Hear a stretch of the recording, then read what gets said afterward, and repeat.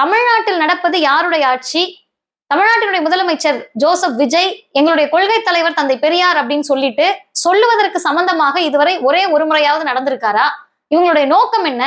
தமிழ்நாட்டில் திராவிடர் கழகத்தினுடைய தேவை என்ன? திராவிடர் கழகம் அப்படின்றது எப்படிப்பட்ட அமைப்பு?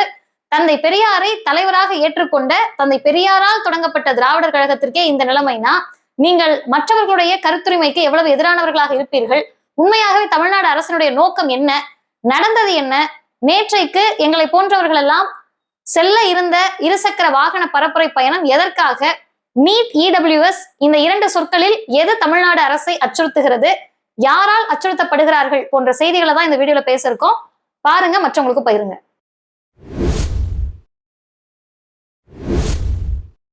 அனைவருக்கும் வணக்கம். திராவிடர் கழகத்தை பொறுத்தவரை இது ஒரு பிரச்சார இயக்கம். தந்தை பெரியார் அவர்கள் தன்னுடைய இயக்கத்தை, கழகத்தை அறிவு இயக்கமாக பார்க்கிறார். இந்த இயக்கத்தினுடைய நோக்கம் அப்படின்றதே தமிழ் சமூகத்தில் இருக்கக்கூடிய, தமிழ் சமூகத்தை பிடித்திருக்கக்கூடிய ஜாதி, மதம், கடவுள், மூட நம்பிக்கை, பெண்ணடிமைத்தனம், சமூக அநீதிகள், சமத்துவமின்மை இது எல்லாவற்றிற்காகவும் குரல் கொடுக்கக்கூடிய, அடிப்படையில் மக்கள் மனங்களில் மாற்றத்தை ஏற்படுத்துவதற்காக பிரச்சாரங்களை முன்னெடுக்கக்கூடிய ஒரு பிரச்சார இயக்கம். இந்த இயக்கத்தினுடைய வலுவான கட்டமைப்புக்கு இரண்டு காரணங்கள். ஒன்று பிரச்சாரம், இன்னொன்று போராட்டம். அந்த பிரச்சாரத்தினுடைய ஒரு வடிவமாக நீட் அப்படின்ற இந்த பிரச்சனையை எதிர்த்து, இந்த சிக்கலை எதிர்த்து, இந்த கொடுமையை எதிர்த்து தாவேகா கட்சி ஆரம்பிச்ச பிறகு திராவிடர் கழகம் பேச ஆரம்பிக்கல.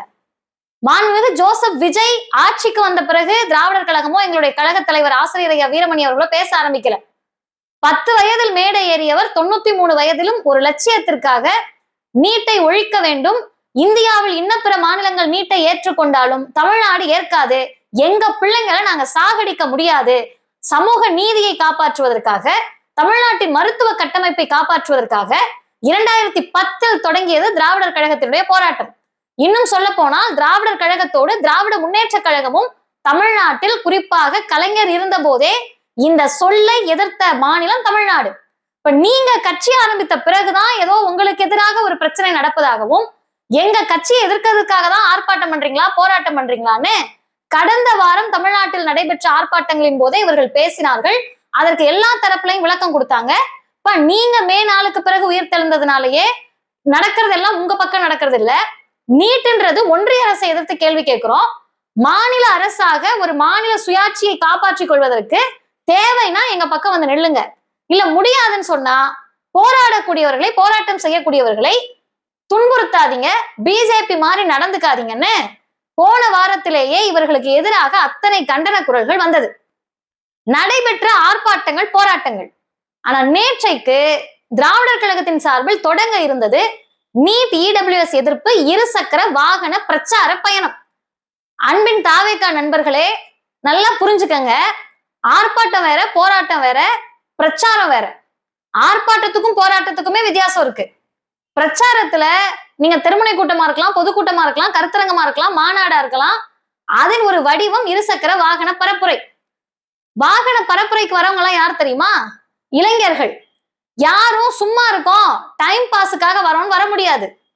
2017 போனோம், 2024 போனோம், இப்ப திரும்ப 2026, 2017 அதிமுக ஆட்சி. நாங்க உங்க அடிமைதான் பிஜேபிக்கு அடிமை சாசனம் எழுதி கொடுக்கக்கூடிய அளவிற்கு அடிமை சேவகம் செய்த அதிமுக ஆட்சியில் திராவிடர் கழகத்தினுடைய எந்த செயல்பாட்டுக்கும் எதிராகவோ அல்லது அவர்களுக்கு தடை விதிக்கக்கூடிய நடைமுறையிலையோ அதிமுக ஆட்சி கூட ஈடுபடல. திராவிட முன்னேற்ற கழகத்தை பொறுத்தவரை அதன் தலைவர், முன்னாள் முதலமைச்சர் தளபதி ஸ்டாலின் அவர்கள் வெளிப்படையாக நாங்கள் நீட்டை எதிர்க்கிறோம், எங்கள் கட்சியின் நிலைப்பாடும் அதுதான், எங்கள் ஆட்சியின் நிலைப்பாடும் அதுதான்னு வெளிப்படையாக டிக்ளேர் பண்ணாங்க. 2024 இதே போல இருசக்கர வாகன பரப்புரை எங்களை போன்ற இளைஞர்கள் போனப்ப திமுகவின் சிட்டிங் மினிஸ்டர்ஸ், அமைச்சராக இருந்தவர்கள் திராவிடர் கழக இளைஞர்களை வந்து சந்தித்த வரலாறு உண்டு. அதே போல இன்னைக்கு நீங்க காவல்துறையை வைத்து ஒரு அடக்குமுறையை ஏவ பாக்குறீங்கல்ல, அந்த காவல்துறை முழு பாதுகாப்பு கொடுத்து சில இடங்களில் அவங்களே நாங்க வண்டியில 2 வீலர்ல போறப்ப பின்னாடி ஜீப்ல வந்து அடுத்த எல்லையில் விட்டுட்டு போன வீடியோ இருக்கு, எவிடன்ஸ் இருக்கு, ஆதாரங்கள் இருக்கு. இப்ப 2026ல எப்படி ஆட்சிக்கு வந்தோம் அப்படின்னு நீங்களே சந்தேகப்படக்கூடிய ஒரு வெற்றியை பெற்றிருக்கீங்க. அந்த வெற்றியினுடைய மமதையில் நீங்கள் யாரை பகைத்துக் கொள்ளுகிறீர்கள் அப்படின்றது உங்களுக்கு தெரிய வேண்டாமா? வெளிப்படையாக டிக்ளேர் பண்ணிட்டு, நாங்க எப்படி 2010 தொடங்கிய போராட்டம், எங்க தலைவர் எத்தனை முறை நீட்டை எதிர்த்து தமிழ்நாடு முழுவதும் பரப்புரை செய்த தலைவர். எந்த இடத்திலையுமே அனுமதி மறுக்கப்படுகிறது, தடை அப்படின்ற சொல் இதுவரை இருந்தது கிடையாது. ஏன் இருந்தது கிடையாதுன்னா, இது ஒரு வன்முறையை விரும்பாத இயக்கம். தடையை மீறுகிறோம் அப்படின்ற சொல்லை ஒருபோதும் தந்தை பெரியார் சட்டத்திற்கு புறம்பாகவோ பொதுமக்களுக்கும் பொது ஒழுங்குக்கும் எதிரான செயலை செய்யாத இயக்கம் திராவிடர் கழகம். இது ஐயா தந்தை பெரியார் காலத்தில் தொடங்கிய வழக்கம். இன்றைக்கும் எங்கள் தலைவர் ஆசிரியர் அப்படிதான் எங்களை வழிபடுத்துகிறார். நேற்றைக்கு போய் எல்லாரும் அவங்க 6 குழுக்கள், குறிப்பாக சொல்லணும்னா இப்ப எனக்கு மன்னார்குடியில தொடங்குச்சு. நேற்றைக்கு நான் மன்னார்குடி, எங்களுடைய கழகத்தின் துணை பொதுச் செயலாளர் அண்ணன் பிரின்ஸ் என்ஆர்எஸ் பெரியார் திடலில் இருந்து தொடங்குறாரு. அதே போல கழகத்தினுடைய மாநில மகளிர் பாசறை செயலாளர் அக்கா மணியம்மை திண்டிவனத்துல இருந்து தொடங்குறாங்க. அதே போல இளைஞரணி மாணவரணி தோழர்கள் போறாங்க. மாணவர் கழகத்தினுடைய துணை செயலாளர்கள் தம்பி இளமாறன் ஒரு பகுதியில இருந்து தொடங்குறாங்க. நர்மதா அவர்கள் தென்காசியில இருந்து தொடங்குறாங்க. அதே போல தமிழமுதன்ற எங்களுடைய தோழர் ஒரு பக்கம் இருந்து தொடங்குறாங்க. 6 இடங்களிலிருந்து 6 குழுக்கள் தொடங்குகிறது. இதை எப்படி கட்டமைச்சிருக்கோம் அப்படின்னு சொன்னா, வடிவமைச்சிருக்காங்க தலைமையில இருந்துன்னா 4 நாட்கள் அவரவர் எந்த பகுதிக்கு. இப்ப நான் மன்னார்குடி போறேன்னா தொடர்ந்து 4 நாட்கள், ஒரு நாளைக்கு 9 இடம், 4 நாளைக்கு ஏறக்குறைய ஒரு நபருக்கு 36 இடங்கள், குறைந்தது 36, அதிகபட்சம் 40 இடங்கள் ஒரு பேச்சாளர் பேசுவாங்க. இப்ப நாங்க 40 இடம் பேசுறோம்னு சொன்னா அங்க போய் நாங்க என்ன பேச போறோம்? தமிழ்நாடு அரசுக்கு எதிராக, மாநில அரசுக்கு எதிராக மக்களை அணிதிரட்டுவதற்கா போறோம்? இல்ல அப்படி அணிதிரட்ட வேண்டிய தேவை இப்ப ஏதாவது வந்திருக்கா? நீட்டை ஒழிப்போம்ன்றது இந்த முழக்கம் ஒன்றிய அரசு பிஜேபி அரசுக்கு எதிரான எங்களுடைய முழக்கம். எங்க பிள்ளைங்களுடைய சாவை பார்த்துக்கிட்டு நாங்க பொறுத்து கொள்ள முடியாது. இது சமூக கட்டமைப்புக்கு எதிரானது, சமூக அநீதியானது, இது சூதாட்டம், கொள்ளையடிக்கிறீங்க. கார்பரேட் கோச்சிங் சென்டர்ஸை வளர்த்து விடுறதுக்கு ஏழை எளிய எங்கள் பிள்ளைகளை ஏன் சாகடிக்கிறீங்கன்ற கேள்வி. இந்த கேள்வி உங்களை பயமுறுத்துதா? எப்படிங்க எங்களுடைய முதலாளிகளை பார்த்து, பிஜேபியை பார்த்து நீங்க கேள்வி கேட்கலான்றது உங்க பதட்டமா? இல்ல இடபிள்யூஎஸ் இடஒதுக்கீடை பற்றி பேசுவது உங்கள் பதட்டமா? ஐயோ, அரிய வகை ஏழைகளான, ஆரிய வகை ஏழைகளான பார்ப்பனருக்கு 10% இப்படி யார் வயிற்றுலயே அடிச்சு கட்டுறீங்களே அப்படின்னு நாங்க கேட்கிற கேள்வி தமிழ்நாடு அரசு, தாவேக அரசு, மாண்புமிகு ஜோசப் விஜய்க்கு எந்த இடத்தில் இடைஞ்சலாக இருக்க போகுது? இப்ப இடபிள்யூஎஸ் இடஒதுக்கீடை கடந்த ஆட்சியில் தமிழ்நாட்டின் முதலமைச்சராக இருந்த தளபதி ஸ்டாலின் எதிர்த்தார், வெளிப்படையா சொன்னாரு. 10% இடஒதுக்கீடை ஏத்துக்க முடியாதுங்க, இது சமூக அநீதிங்க. இந்தியன் கான்ஸ்டிடியூஷனை முதல் முறை சட்ட திருத்தம் பண்றப்பயே எக்கனாமிக்கல் அப்படின்ற வார்த்தை இணைக்கப்படல, யாருக்காக இதை கொண்டு வரீங்கன்னு கேட்ட இயக்கம் திராவிடர் கழகம், அதன் தலைவர் ஆசிரியர் வீரமணி அவர்கள். அதை தமிழ்நாடு அரசு கடந்த காலத்தில் ஏற்றுக்கொண்டது. இப்ப உங்க நிலைப்பாடு என்ன? நீட்டை எதிர்க்கிறோம், எங்க கொள்கை முடிவுன்றீங்க. நீட்டுக்கு எதிராக தெருவுல இறங்கி ஆர்ப்பாட்டம் பண்ணக்கூடிய அமைப்புகளை சார்ந்த மாணவர்களை கைது பண்றீங்க. அப்ப உங்களுடைய அமைச்சர் ஒரு அரிய வகை முத்தை உதிர்க்கிறாரு, அனுமதி வாங்கிட்டா நாங்க ஒண்ணும் பண்ண மாட்டோம். திராவிடர் கழகம் முறையாக அனுமதி வாங்கி, ஏன்னா எங்கள் நோக்கம் தடையை மீறுவதோ பெரிய கிளர்ச்சி ஏற்படுத்துறதோ இது எதுவும் கிடையாது. இதெல்லாம் நடக்குது. ஏன் நீட்டுக்கு எதிராக பேசுறீங்கன்னு கேட்கறீங்கல்ல சோசியல் மீடியால கமெண்ட்ல எங்க ஆட்சி எதிர்க்கிறீங்களா? ஏன் 5 வருஷம் என்ன பண்ணீங்க?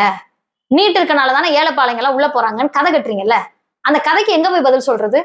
ஊரா தெருவா வீதி வீதியா போய் தானே பதில் சொல்ல முடியும். அதை எங்கள் தோள் மேல் போட்டுக்கொண்டு இளைஞர்களை, மாணவர்களை, மகளிர் தோழர்களை அடிக்கிற வெயில்ல ஊரா போய் பரப்புரை பண்ணுங்கன்னு ஒரு இயக்கம் அனுப்பி வைக்குதுன்னா எத்தனை அர்ப்பணிப்பு உணர்வோடு அந்த இளைஞர்கள் தெருவில் நிற்பாங்க. ஏதாவது உங்களுக்கு வேற நோக்கம் இருக்க முடியுமா? பணமோ பதவியோ ஆசையோ எந்த நோக்கமாவது இருக்க முடியுமா? ஐடில வேலை பார்க்குற இளைஞர்கள் லீவ் போட்டுட்டு நிக்கிறாங்க, காலேஜ் பிள்ளைங்க லீவ் போட்டுட்டு நிக்குது, அலுவலகங்களுக்கு போறவங்க எல்லாம் நின்றுட்டு இருக்காங்க. திடீர்னு அவங்க ஸ்பாட்டுக்கு போன உடனேயே 18ஆம் தேதி திராவிடர் கழகத்தின் சார்பில் டிஜிபி கிட்ட முறைப்படி கடிதம் கொடுக்கப்படுது. அவ்வளவு தைரியம் இருப்பவர்கள், துணிச்சல் இருப்பவர்கள், கொல்லைப்புறம் வாயிலாக வராதவர்களாக இருந்தால் கொடுக்கிறப்பவே மறுத்திருக்கணும். இல்லையா 24ஆம் தேதி சொல்றீங்கல்ல டிஜிபி அலுவலகத்துல இருந்து, இது ஒட்டுமொத்தமாக தமிழ்நாடு முழுவதும் நடக்கிறதுனால அந்தந்த காவல் நிலையங்கள் அனுமதி வாங்கிக்கங்கன்னு. அந்தந்த காவல் நிலையங்கள் ஒரு நாளைக்கோ 2 நாளைக்கோ, ஏன் நேற்றைக்கு காலை நாங்க அனுமதியை மறுக்கிறோம்னு கடிதம் கொடுங்களேன். அதையெல்லாம் கொடுப்பதை விட்டு நேற்றைக்கு முதல் நாள் காலையே நீங்க கொடுத்துருக்கணும். அதை விட்டுட்டு 12 மணி, காலையில 6 மணி, 7 மணி, சில இடங்களில் இரவு 11 மணிக்கு போய் மாவட்ட தலைவர் வீட்டு கதவை தட்டி உங்களுக்கு பெர்மிஷன் இல்ல. நேற்றைக்கு மன்னார்குடியில அதான் நடந்தது. போய் நாங்க இதுக்காக தயாராயிட்டு இருக்கோம், இருசக்கர வாகன பரப்புரைக்கு செய்தி வருது, 6:30 மணிக்கு மாவட்ட தலைவரோட வீட்டு கதவை தட்டி அனுமதி மறுக்கிறோம் அப்படின்னா இது எந்த காலத்தில் நடக்கிறது? யார் ஆட்சி காலத்தில் நடக்கிறது? எந்த மாநிலத்தில் நடக்கிறது? பிஜேபி செய்ய துணியாததை தாவேக செய்தா? நேரடியாக RSS என்பது ரகசிய அமைப்பு. RSSக்கு இது வரைக்கும் உறுப்பினர் யாருன்னு தெரியாது, அந்த உறுப்பினர் அட்டை கிடையாது, உறுப்பினர் சேர்க்கை கிடையாது. ஏன்னா பண்றதெல்லாம் அயோக்கியத்தனங்கள், அட்டூழியங்கள், கலவரங்கள், வன்முறைகள். அதனால அவங்க ரகசிய அமைப்பு. திராவிடர் கழகத்தை ஏதோ ரகசிய அமைப்பு போலையும் பெரியார் திடலில் மையப்பகுதிக்கு தலைமையகத்துக்கு அத்தனை போலீஸ குவிக்கிறீங்களே, உங்களுக்கு ஏதாவது வரலாறு தெரியுமா? அது என்ன இடம்னு தெரியுமா? அன்னை மணியம்மையாரால் ராவணலீலா கண்ட இடம் பெரியார் திடல். ராவணலீலாவை போல ஏதாவது ஒரு வரலாற்று சாதனையை நீங்கள் உங்க வரலாறுல பார்த்திருப்பீங்களா, படிச்சிருப்பீங்களா, காதுலயாவது கேட்டிருப்பீங்களா? அவ்வளவு பெரிய ராவணலீலா நடந்த போதே கருஞ்சட்டை தொண்டர்கள் ஒரே ஒருத்தர் கூட தலைவராக இருந்த அன்னை மணியம்மையாருடைய கண் அசைவுக்கு கட்டுப்பட்டு நின்ற கூட்டம் தந்தை பெரியாருடைய மறைவுக்கு பிறகு சொல்றோம். எங்க தலைவர் இல்ல அப்படின்றதெல்லாம் இல்ல. தந்தை பெரியாரால் அடையாளப்படுத்தப்பட்ட இந்தியாவின் உலகத்தின் நாத்தி அமைப்பின் முதல் பெண் தலைவர் அன்னை மணியம்மையார் காலகட்டத்தில் அந்த கட்டுப்பாடு இருந்தது, அப்படியே இருந்தது. இன்றைக்கு எங்கள் தலைவர் ஆசிரியர் காலத்திலும் அதே கட்டுப்பாடு அப்படியே இருக்கு. எல்லாம் தெரிஞ்சு காவல்துறை 100 பேர் பெரியார் திடல்ல உள்ள நிக்கிறீங்க, வெளியே பேரிகேட் போடுறீங்கன்னா, திடலுக்கு பேரிகேட் போடுவதற்கான உரிமை உங்களுக்கு எங்க இருந்து வருது? திடலுக்கு பேரிகார்டு போடலாம். திடலில் இருப்ப சிந்தனைக்கு, பெரியாரின் சிந்தனைக்கு, பெரியாரை பார்த்து ஆர்ப்பரித்து வரக்கூடிய கூட்டத்துக்கு எது சார் உங்களை பயமுறுத்துது? தாவேக அரசை வெளிப்படையா கேட்கிற எது பயமுறுத்துது? நீட்டுன்ற சொல், ஐயோ ஐயா மோடியை பேசிடுவீங்களே, ஐயோ அமித்ஷாவை பேசிடுவீங்களே, ஐயோ அப்படின்னு பதறீங்களா? இல்ல EWS பார்ப்பனர்களை பகைச்சுக்கிறதா? ஐயோ அவர்களை பகைத்துக் கொள்வதான் பயப்படுறீங்களா? யாருக்கு பயப்படுறீங்க? நீங்க பிஜேபிக்கு பயந்தா உங்க மடியில கனம் இருக்கலாம், வழியில பயம் இருக்கலாம். அதை உங்க ஆட்சியோடு வைத்துக் கொள்ளணும். உங்கள் ஆட்சியின் முடிவுகளை நீங்கள் எடுக்கிற போது மக்கள் முடிவு சொல்லுவார்கள். திராவிடர் கழகத்துக்கிட்டையோ பெரியார் திடலையோ நீங்க அதை காட்ட முடியாது, காட்டக்கூடாது. இதற்கான விலை மிகப்பெரியது. தமிழ்நாட்டில் தந்தை பெரியாரையோ பெரியார் திடலையோ திராவிடர் கழகத்தையோ நீங்கள் குறிவைத்தால் சும்மா இருக்க மாட்டோன்னு வந்த எதிர்ப்பு தான் நேற்றைக்கு நீங்கள் பார்த்த எதிர்ப்பு. சமூக நீதியின் பால் அக்கறை கொண்டு தமிழ்நாட்டு மக்களுக்காக ஆட்சி கட்டிலிருந்து இறங்குகின்ற நொடி வரை உழைத்து ஆட்சி போனாலும் பரவாயில்லைன்னு இன்னைக்கு வரைக்கும் தமிழர்களின் நலனுக்காக குரலாக ஒழிக்கக்கூடிய தளபதி ஸ்டாலின் அவர்கள் அவ்வளவு காட்டமான அறிக்கையை வெளியிட்டிருக்கிறார், கண்டன அறிக்கையை. CPI CPM அனைத்து கட்சிகளும் எதிர்த்து நிற்கிறது. கருத்துரிமைக்கு எதிராக நீங்க போனீங்கன்னா அப்பெல்லாம் பார்த்துட்டு சும்மா இருக்க முடியாதுன்றாங்க. இப்ப நீங்கள் குரல் வலையை நசுக்குகிற போது யாரையோ பண்றோம், எங்கயோ பண்றோம், யார் கேட்பாங்க, இதுக்கு முன்னாடி நம்ம இவ்வளவு கருத்துரிமைக்கு எதிராக பண்ணமே, இதையும் பண்ணி பார்க்கலாம், அப்படிலாம் நீங்க பண்ண முடியாது. திராவிட கழகத்தின் தலைவர் ஆசிரியர் வெளிப்படையாக அறிக்கை வெளியிட்டிருக்கிறார். வெளிப்படையாக, ரகசியமாலாம் இல்ல, வெளிப்படையா விடுதலையில அறிக்கை வந்திருக்கு. நீதிமன்றத்தை நாடுவோம், முறைப்படி அனுமதி பெறுவோம். அதனால அனுமதியை மீறி தடையை மீறி எங்களுக்கு நடத்த முடியாதுன்னு அர்த்தம் கிடையாது. சட்டப்படி இதை சந்திப்போம், நீ அங்க பதில் சொல்லு. அங்கு ஒருவேளை அனுமதி மறுக்கப்பட்டால் தடையை மீறுவதற்கு இந்த படை தயார். இது ஏதோ ஒரு ஆலோசனையோ வழிமுறையோ கிடையாது. பகிரங்கமாக கருஞ்சட்டை தோழர்களை, கருஞ்சட்டை படையை வைத்திருக்கக்கூடிய ஆசிரியர் அவர்கள் எச்சரிக்கை விடுக்கிறார். நடப்பது தாவேக ஆட்சியா அல்லது தாவேக முகமூடியோடு உங்கள் எஜமானர்கள் ஆட்சியான்றதை நீங்களே அம்பலப்பட்டு அசிங்கப்பட்டு விடாதீர்கள். நன்றி.